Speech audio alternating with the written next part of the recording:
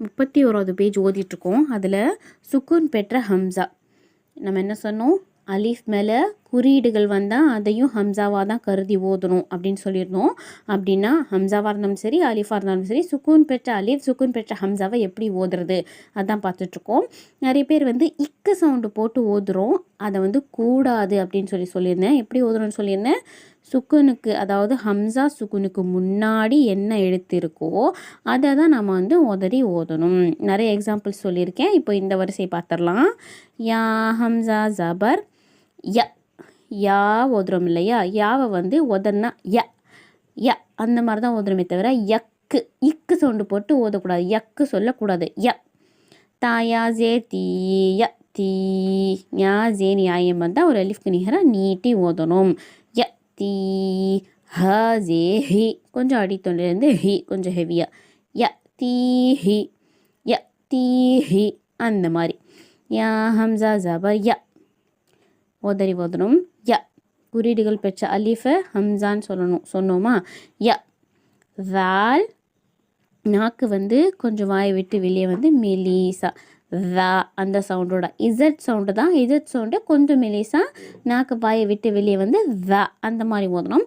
நிறைய பேர் இதையும் தான் சொல்கிறீங்க, கூடாது. வா வால் நூன் ஜபர் வன் ய வன் ய ஜன், இக்கு சொல்லக்கூடாது, யக் ஜன் கிடையாது, ய ஜன் அந்த மாதிரி சொல்லணும். தா ஹம்சா ஜபர் த குறியீடுகள் பெற்ற அலீஃப் ஹம்சா த. தா வாவ் பேஷ் தூ, வாவ் பேஷ் வாவே மத்தா ஒரு அலீஃப்க்கு நிகராக நீட்டி ஓதணும்.